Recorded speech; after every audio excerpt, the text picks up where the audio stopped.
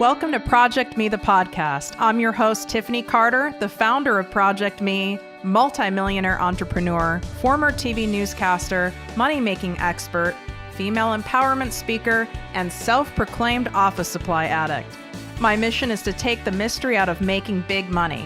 Every week on ProjectME, the podcast, I'll share success tips, strategies, and stories from other entrepreneurs, experts, and millionaires, showing you exactly how you can achieve your most exceptional life. Now let's get to it.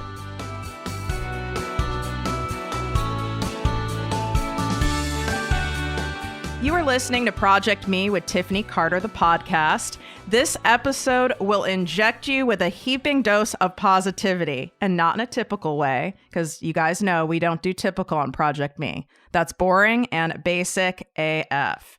Today's guest is an award-winning entrepreneur, Hay House author, and a positivity psychologist who speaks all over the world. So I want to welcome Niyc Pidgeon. Hey, girl. Hey, how are you doing? I'm awesome. So where in the hell in the world are you since you have like a, work from anywhere lifestyle? Yes, I have a suitcase, but I have a base in Cape Town in South Africa, and I spend a lot of time in the States in Los Angeles as well. Oh, gorgeous. Yes. I know you're also an LA girl. That's my home base too. So that's beautiful. And you created what so many people want, which is that actual like freedom, like that hashtag laptop lifestyle. Like at what point in your life did you decide not only I want this for myself, but I'm going to create it? I definitely decided around about 3.5 years ago. So it was the middle of 2015 and I wanted to write my first book. So I thought, where better to do it than in the sunshine? So I left the UK, headed for Australia for 3 months, and I never went home.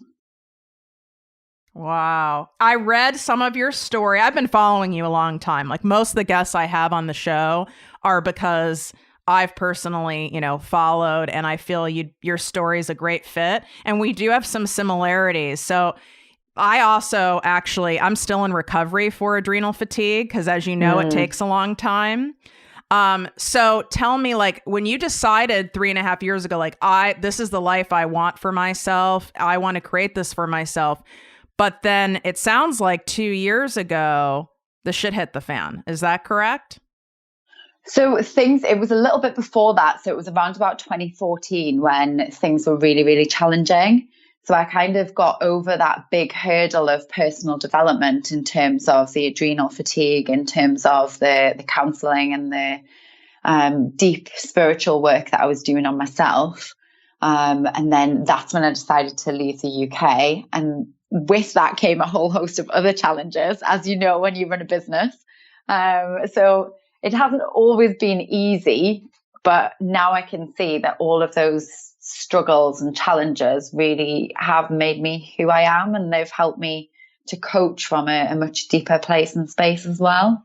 That's an excellent point. I've discovered that myself. Not that I wasn't a compassionate person before, but I have a deeper sense of compassion and understanding because I was one of those people before, and I don't know if you were like, highly ambitious, type A, go, wasn't putting, my self-care first, which is what led to, the whole adrenal fatigue thing. So now I'm sure you incorporate a big part of self-care into your coaching, right? Absolutely. Absolutely. Because you can't have this success on the outside if you're not feeling successful on the inside. So it's so much about your emotional health, your physical health, your mental health, your spiritual health as well, that really combines together to make up this bigger picture that everybody seems to look from the outside in and say, oh, she's successful. She did it overnight.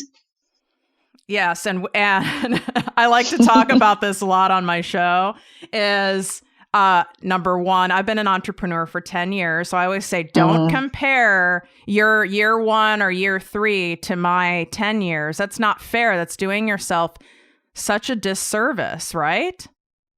Absolutely. And I think it's so easy to look on social nowadays and look for those role models that we want it to be with the 10,000 people in the audience and those kind of things. And it takes a little bit of a check-in to remind yourself, and for those that are starting out on the journey as well, to really see that the only thing that you can compete with is being the best version of yourself and being the next best version of yourself based on what that previous version is. I love that. Take us through a little bit, because 3.5 years is a very short time, especially to achieve the success and the milestones that you've achieved. But I always say the first 18 months of starting a business is the hardest. So what did you do and say to yourself, in the beginning when, it was seeming like everything took forever to grow, things were taking a while before you made money? How did you navigate all that? So I like to say that the first kind of months and years of the business were like my market research. They were my opportunity to do absolutely everything wrong so that I could start doing everything right. So before this actual 3.5 years, I had another 3 years in business before that in the UK. And it was those 3 years that really tested and challenged me, because I'd built this business and it was all of the things that I love to do. So it was motivational speaking, running live events, doing my coaching, but it was a very local, very small audience base. And I was charging pennies for it. So I wasn't making the income that I desired and I knew I deserved. But what it did allow me to do was test my material, get more confident, figure out what was going to be profitable and what wasn't going to be profitable.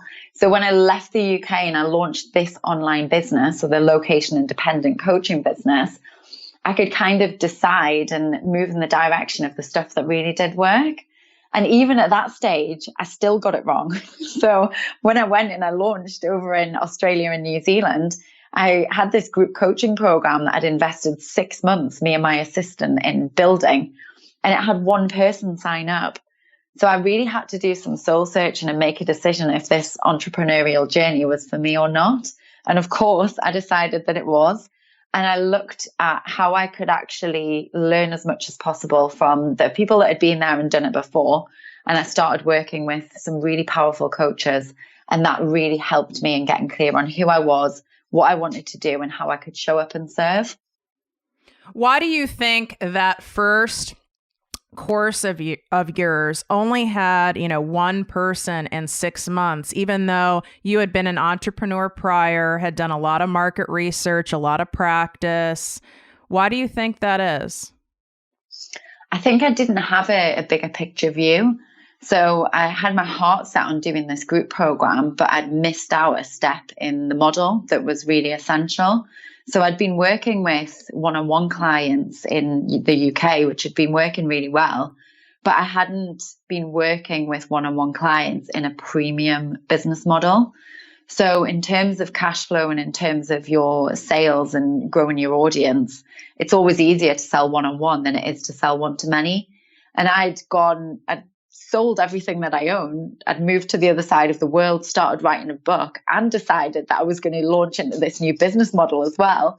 So I just had to take a step back, and I had to go back to what I knew how to do, but do it with this new premium service, this new commitment to delivering value, and also charging a price point that supported me in that as well.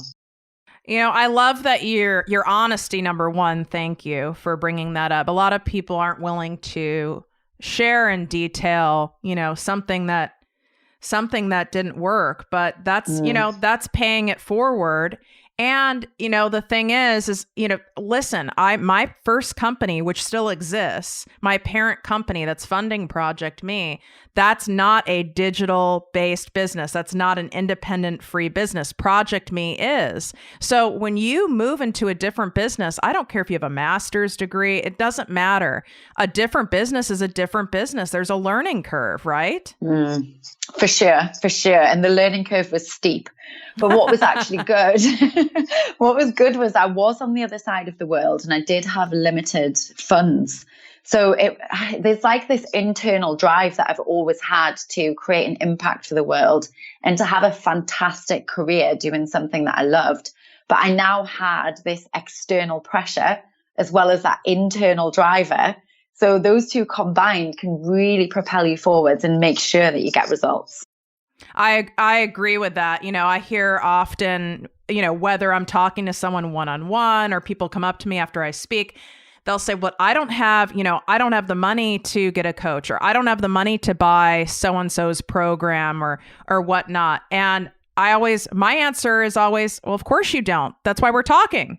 Of course you don't. If you had all the funds pouring in and you could sign up for Niyc Pidgeon's, top of her line course or hire her for one-on-one, well, we wouldn't probably be having this conversation. I mean, so you started, so to speak, the song, like, started from the bottom, now we're here. Like, you started from the bottom. So can you speak to my listeners so they understand, like, how did you create all the things with no money?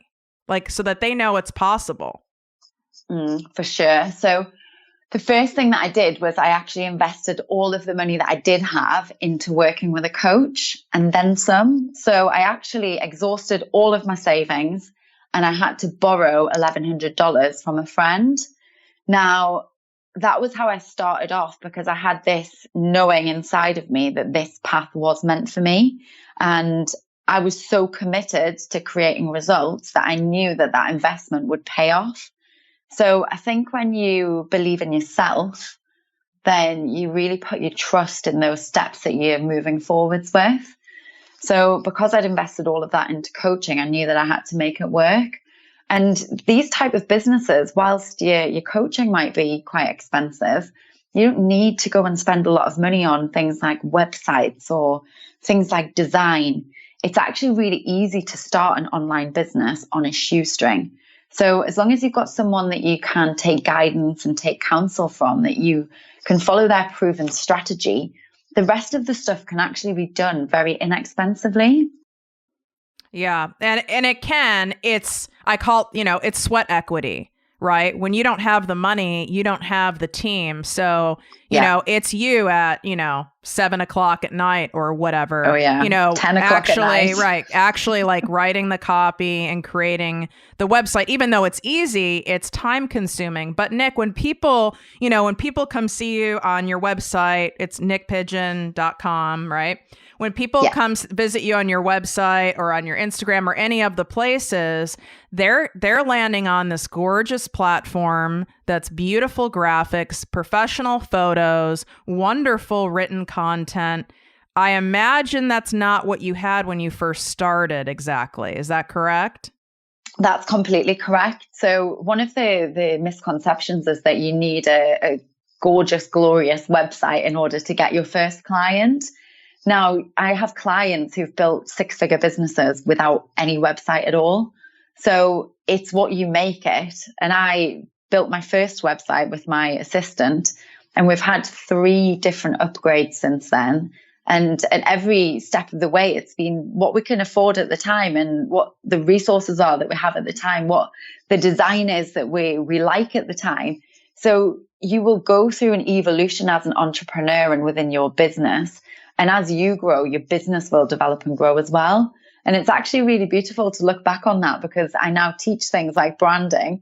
So I screenshotted all of our old websites and I can show, like, our new clients, and I can say, look, mine didn't always look this perfect. This is how it looked just a couple of years ago. So please have faith.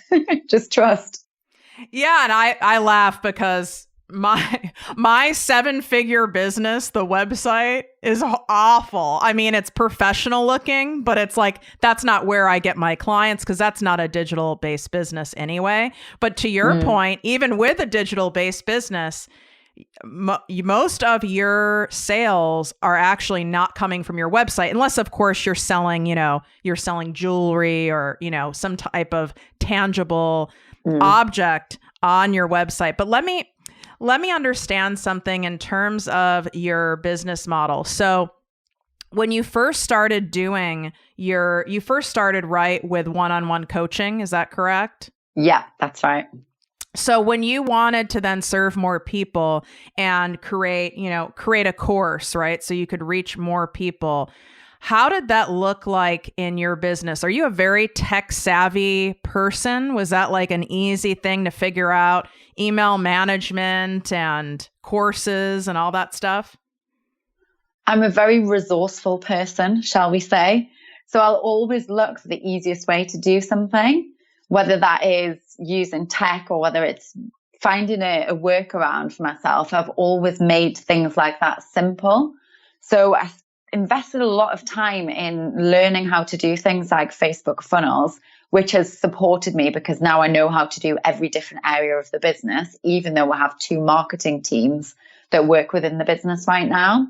In terms of the tech, I firmly believe that it's a mindset.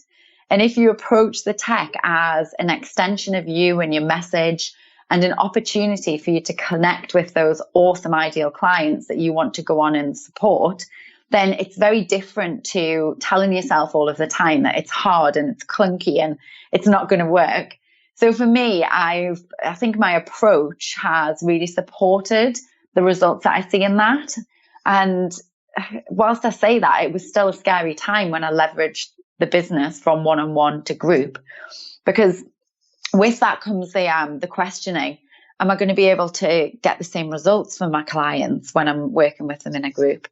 Are my clients going to be able to handle having less time with me or less one-on-one support?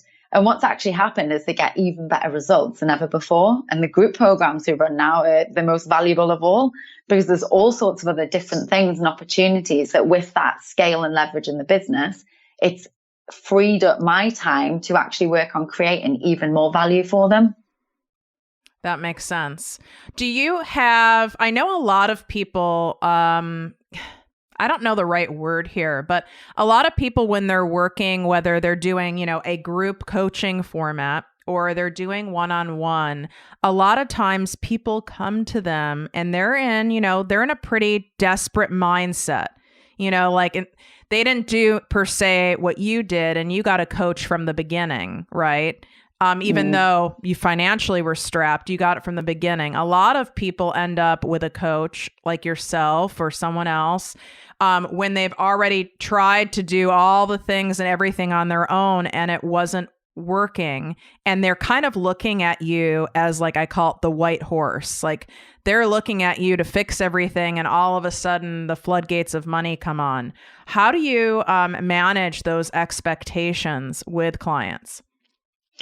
I always say, and this is actually a really fantastic point, because I think it is very important to manage those expectations right up front. And we always speak with new and potential clients and we say, listen, this journey of entrepreneurship is not easy. I want to quit a couple of times a year. I'm tired. I find that at every phase of growth, there's a new challenge and a new level of self-belief that you've got to instill in yourself because of the new responsibility that you take on.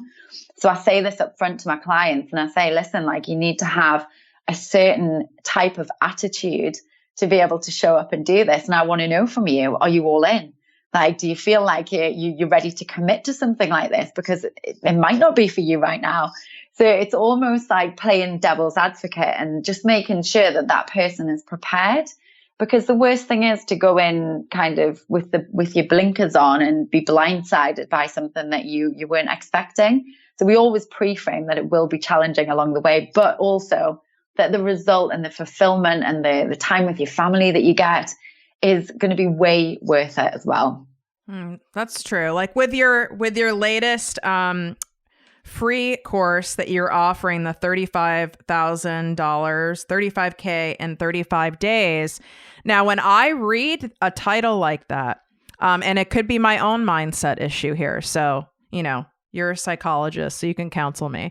I go, okay, because I'm very confident that I know how to grow businesses and help people make more money. I have proven track record. I'm very confident.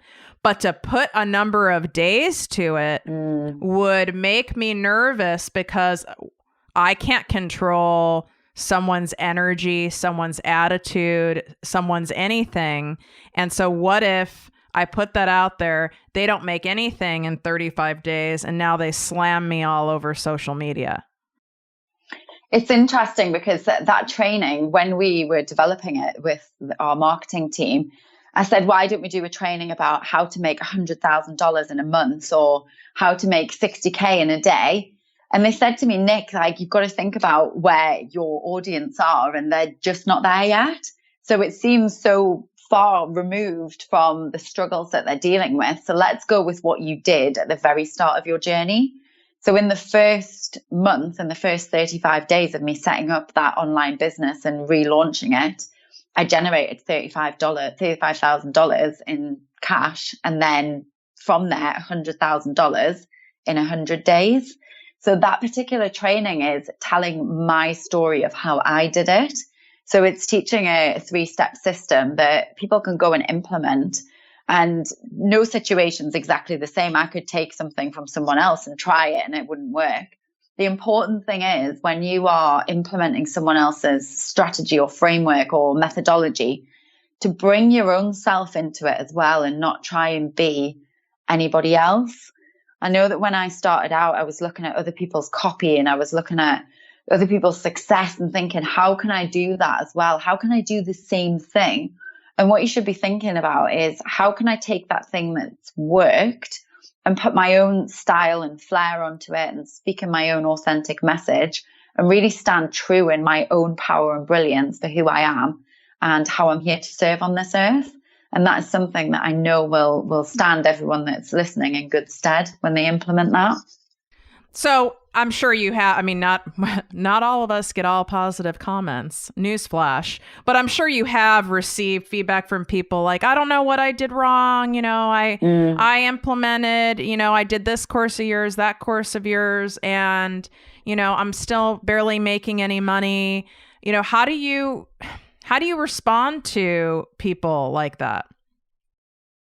I think it depends what the container is. I mean, all of our courses are designed with a specific purpose and result in mind. So there's the courses that have the big promises. So the 10K months or the scale into 100K months, for example, they're the courses that I work very closely with clients within. So if they have a challenge, they come back to me and they say, Nick, I'm stuck on this thing. How can I actually create a breakthrough around it? So I'll give them some laser coaching and some mentoring, and we'll bust through that block, whether it's a mindset thing, which quite often it is, or whether it's a strategy, a systems, or a team issue. So we'll look at releasing that. The other courses that we have that are less supported in terms of team time or time with me tend to be coaching towards a different result. So it might be an online membership or an online course that teaches you how to set up a business, for example, or teaches you how to create success faster by working on yourself and working on your goals. So I feel like the way that our programs are designed, the promise means that we can always over deliver on them. So in terms of those negative comments, it's not necessarily I've done this and I haven't created the result. It's usually I'm halfway through this. How can you help me create even better results within this? Yeah. That makes sense. And would you say, especially with your background in psychology, how often would you say the lack of money or the lack of, reaching certain milestones that people desire, how often would you say it is a mindset issue? It comes up again and again and again. And I think that people think that at every new level, you need something new and miraculous in terms of a new tool or a new skill or a new strategy. And what can often be the case is that you just need to continue to expand your mindset to see what's possible first, and then the how will fall into place. I notice most of the clients that I've got are women. So there's a lot that a woman has to hold and be responsible for in her life. So it can be things like not getting enough sleep when the kids are awake, or something that's happened emotionally in their world that knocks them off. And that hit in self-belief can actually present itself within a business as not making sales or not growing as quickly as before. So when someone comes to me with a stuckness or a question or a problem, I'm always looking at, is that actually the real problem that you're facing right now? Or is that just a symptom of something that's actually going on underneath. So a breakthrough might not always come in the way that you think it is. It can often be disguised as something else. Oh God, yeah. Like I always like to say in terms of relationships, it's never about that your husband or your boyfriend didn't take out the trash. Yeah, exactly. Totally. So true. It's like, you didn't take out the trash again. It's really not about the trash. It's about that he's an asshole. No, I'm just kidding. Not really. So I know a lot of people really aspire to write a book. You know, there's such a sexiness to it, and you've done that. And so did you write the book prior to having a publisher, or did you have Hay House Publishing come to you? What did that look like? So I think that's a mistake that a lot of people make. They go away and write a book, and then they try and send the book off to as many publishers as possible. What I've learned through my journey with Hay House is that they want to be involved with the conceptualization of your book, and they want to kind of help and support you along that journey. So I had the idea for the book, and then I went along to the writer's workshop, and I actually entered a competition to win a book deal. Now, I won the competition based on a book proposal and a marketing plan that I'd sent in. And from there, they gave me feedback and they said, we love this idea, but we want some more of your story in. And then I went away and wrote the book. And then you go back to them and then they edit it. And it then goes into the publishing process. So there's a lot of steps involved that they can help and support with. There's a second book that I'm working on now. So we've done Now Is Your Chance, and we've got Force of Nature that's coming up. And the reason that I mention that is because I've actually recently just had a conversation with Hay House, and I said, this is what I'm thinking of doing. This is the direction that I want to head in. Do you feel like this is going to be a good fit for the Hay House audience? Is it something you'd like me to proceed with? Or do you want me to kind of start to formulate in another direction? And said, no, Nick, we absolutely love it. Carry on, do us a proposal, come to us, let us know what it is in more detail you're thinking of, and we can go from there. So it wasn't like, hey, we want you to write another book for us on whatever the hell you want. It's actually, you have to propose it to them once they even say they like your idea. Then they come back and say, okay, we want to do a deal. We want to publish this book, right? Yeah. Exactly. Yeah. I mean, it is for sure a process. It's very impressive.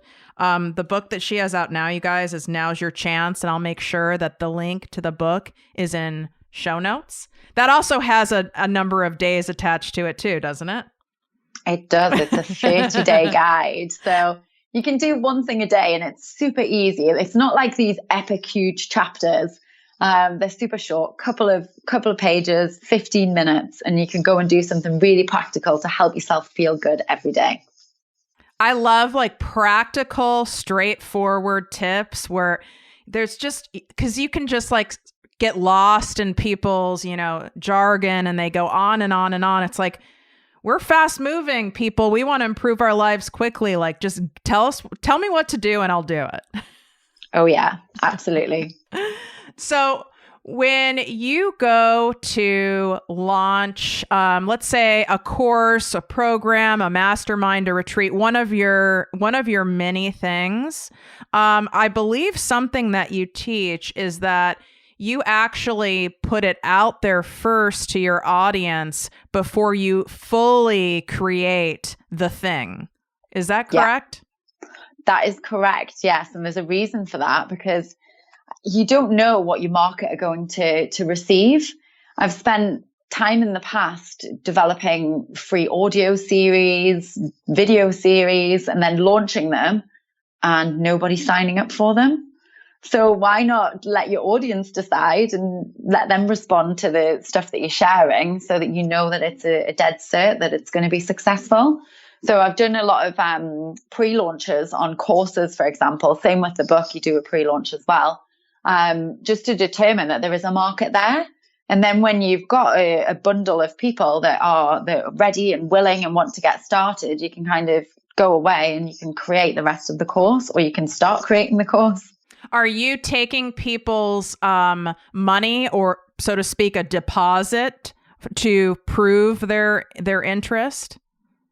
It depends. So I've done pre-launches before, for example, with our like high level accelerator program, where at the end of the year we've taken deposits ready for the next January. So that was to get commitment. People were kind of getting to the end of the year and they said, I haven't achieved all of my goals. I need to do something different. I'm going to set the intention now. So we would give them some work to do over that time, and we'd set them an assignment, or they'd have some orientation, group coaching that they could do in the meantime before the full program started. Same with the book. They would pay up front for the book on a pre-order, and then when it's released, it gets delivered to them. So if you have a course that you want to put out there, and it's, a course or whatever it is, a group coaching, and it's not, it's not super high ticket, but you want to gauge interest, which makes sense before you put all the work in. Is it enough to get someone's commitment by saying, no, put me on the list, like here's my name and email, without giving any money? Is that enough of a buy-in to then start creating the thing? I think that's a great indicator, and I do believe in within the launch model having waiting lists, so you can do an open and closed cart, so that you build up a waiting list over X amount of weeks or months for the new thing that you're launching or relaunching. It is better if you can get a financial commitment, because money is that currency of commitment, and it does mean that people are invested. Things can change, fears can come up, stuff can get in the way. So if it's something that you are committed to selling and sharing, then yeah, financial commitment would be a great way to go. Even before that, though, you can survey your audience. You can ask them what it is that they're struggling with. You can ask them what results they want to create, and you can use that information to inform the creation of your course or your product or your coaching program before you even go and launch it. Yeah, because I always say to everyone, there's two sides to everything. In fact, there's three sides to everything, but there's a catch to doing everything. There's no like perfect way. I'm very intrigued by this model because you're teaching something that is opposite of what a lot of coaches teach. But I could see the catch is I'm taking money. Let's say you're big, 12-month mastermind, and you're taking people's deposit to gauge interest. But let's say you only have 2 people. Now those 2 people gave you money, but it's not enough people to create the whole course. So then what do you do? Do you refund their money and go back to the drawing board? No, I would keep selling the course. So if you have a goal in mind, like I firmly believe in not changing the goal, but continuing to work towards it. So for example, when I did that particular launch, I had a goal in mind of 10 women that I wanted to get signed up. And I'd tested out the concept in terms of doing some market research, finding out what my clients were struggling with, and then signed up 6 people. So I actually signed up 6 people in a day. And then from there, I went on to get the 10 women that I wanted to start this group program with. Now, I could have stopped at 2, or I could have stopped at 1 and said, you know what, this just isn't working. But I believe in continuing and trusting, and again, wrapping together those strategic principles with the mindset and the spirituality principles to make sure that if something does feel true to you and you've got an indication that it is going to work, there has been some interest, then keep going with it. Why not? Especially if it's a high ticket item, because the fact is, with a high ticket, for you to be able to reach a financial goal, or for you to create something that it has got enough of your time and your value in the delivery to be able to serve that group of clients powerfully to create a result, you don't need to sell huge numbers to actually have a group. 3 people in a group coaching program is a group, and you can start from there and continue to build. Oh God, that'd be a 3. Yeah. Even if what high value that is for people. People get so worried about the numbers, like, oh, I pre-sold this and now I only have 3, but my goal was 10. And now I'm going to have to put in all the work for just 3 people. And it's like, but imagine the value those 3 people are getting. The fewer people, the more, personal time they're getting with you. You know? And then you can go on and you can get fantastic results for those clients. And then they can go and they can share their experience. and it all grows from there, whether it happens in a few weeks or whether it takes a few years. Like you said, we've both been on this journey for a decade now. Now, imagine if we had given up at the first hurdle, we wouldn't have a business right now. So you've got to take a long-term approach. And if it doesn't work straight away, you've got to keep on going. I love that. That's a perfect way to end this. And you guys hear it from me enough, but you're hearing it from me enough. But to hear it from, another, high valued, award-winning entrepreneur, she just told you right there, patience is necessary. It's required, and things are going to happen, whether you're 5 years down the road, whether you're 10 years down the road. Not everything is going to work. If it did, there'd be so many more people doing it. Right, Nick? Absolutely. Well, thank you, love, for coming on. We're going to share everything in the show notes, especially her 35K in 35 days. That's free, by the way, for you guys to learn that. So it'd be silly not to learn that. You can't use money as an excuse, and I won't accept time as an excuse either. So everything will be in show notes, easy for you to click on. And of course, you guys can go hit her up on Instagram. I'm sure she answers her DMs just like I do, and go and connect with her. Meet another entrepreneur that you can get amazing free coaching from and see where that takes you. That's amazing information. Why not? Thanks for coming on. Perfect. Thank you for having me. My absolute pleasure. If you enjoyed this podcast, please write a 5-star review on iTunes. Not only will this make me super happy, but it will allow more listeners to find our special show. Simply help me help others.